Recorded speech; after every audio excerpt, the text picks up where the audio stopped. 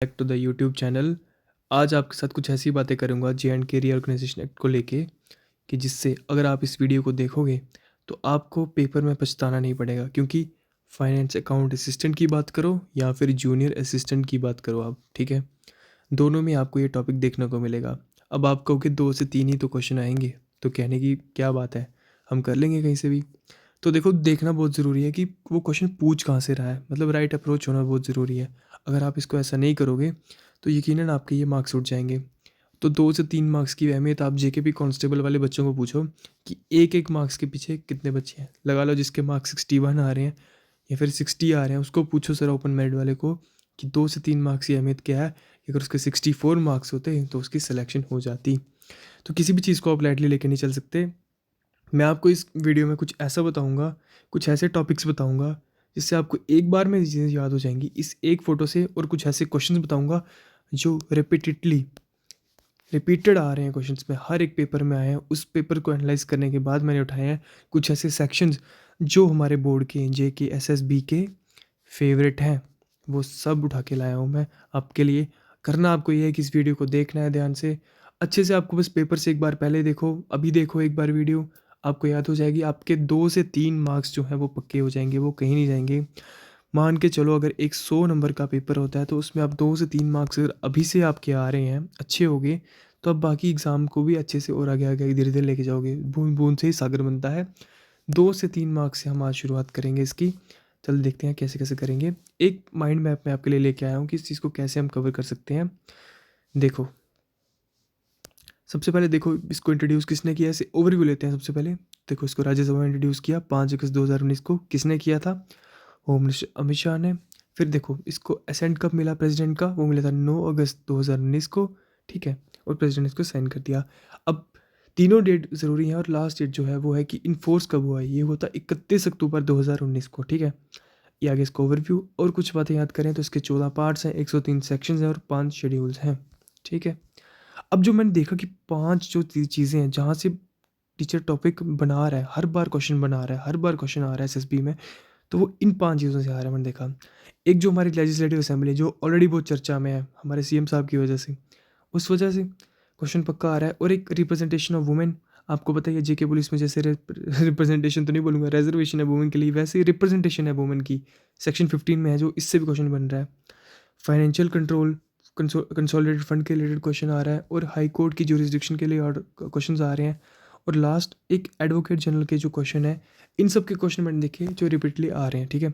कुछ क्वेश्चंस लाया हूं मैं विद ट्रिक्स जो आपको भूलेंगे नहीं कि कैसे हो रहा है। चलिए, तो देखो, इसका आंसर मैं आपको बता दूंगा। पहले देख लिया आपने आंसर, अब मैं कोशिश करूंगा आपको नेक्स्ट टाइम ना मिले।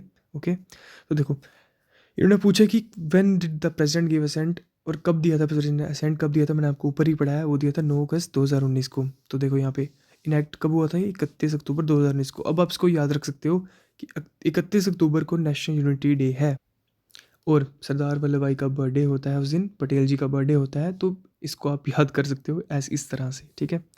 आगे देखेंगे अगर हम, तो मैंने बता दिया आपको आंसर है। ओके, हाउ मेनी पार्ट्स तो मैंने आपको बता दिया, 14 पार्ट्स, 103 सेक्शन और 5 शेड्यूल्स हो गए। याद करने का तरीका क्या है इसका? The number 103 is the magic number of the for the section. ऐसे याद कर लो, कुछ भी मतलब कुछ भी याद करो, बस याद रखो इसको। आप देखो, आप सोच रहे हो ये चीज़ एवरेज है, ये तो आती है, बुक में भी लिखी है। सबसे पहले आप अपना फाउंडेशन बनाओगे, एवरेज ही करोगे, फिर ही तो मार्क्स ऊपर आएंगे आपके। जो सबको आता है पहले वो कर लो, फिर जो सबको नहीं आता है अगर आप वो करोगे तो आपकी सिलेक्शन हो जाएगी। मैं आपको वो करवा रहा हूँ जो सबको आता है और आपको भी आना चाहिए। इसके बाद मैं वो लाऊंगा जो सबको नहीं आता है पर आपको आना चाहिए, तो इसलिए आप सिलेक्ट हो जाओगे। चलो देखो, which section defines the number of the seats in the legislative assembly. देखो, इसका आंसर है सेक्शन 14। मैंने आपको कहा जिस जिस क्वेश्चन आ रहे हैं मैं बस वो चीज़ें लेके आया हूँ। याद करने के लग सकते हो कि section 14 deal with the assembly structure. बस जैसे कि ये क्वेश्चन है, under section 15 how many women can LG मतलब एलजी कितनी नॉमिनेट कर सकता है वुमेन। तो इसका आंसर देख लो, 2 मेंबर।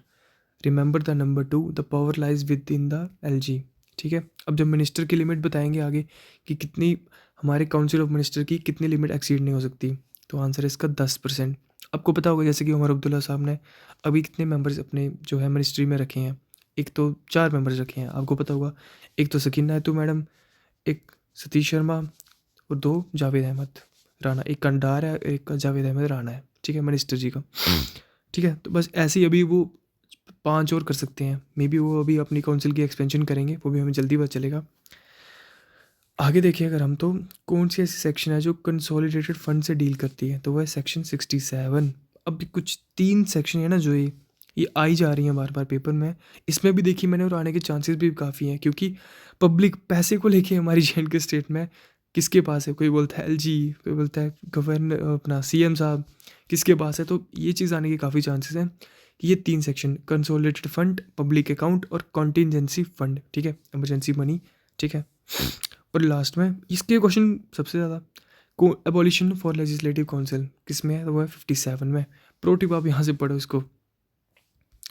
लास्ट में प्रेसिडेंट रूल, कि देखो कौन सी सेक्शन ऐसी, ये क्वेश्चन सच में हैरान करने वाला नहीं, मतलब थोड़ा सा यूनिक है कि कौन सी ऐसी सेक्शन है जो तब इनेक्ट होती है जब फेलियर हो जाती है कॉन्स्टिट्यूशनल मशीनरी की, तो उस समय क्या बोलते हैं हम, या उसको हम बोल सकते हैं कि प्रेसिडेंट रूल का सिनेरियो, तो वो होता है सेक्शन 73 में, ठीक है। लास्ट सिविल सर्विसेज, तो which cadre do J and K civil service officers belong to now, तो आप पूछ सकते हैं आपको कि जो अर्स वाइल जे एंड के कार्डर के ऑफिसर्स थे वो अब कौन सी में गिने जाते हैं, तो वो होते हैं AGMUT, Arunachal, Goa, Mizoram and UT मतलब जैसे हमारी चंडीगढ़, JNK, दिल्ली, पौंडीचेरी भी, तो हम सब इसके तहत आते हैं अब, ठीक है।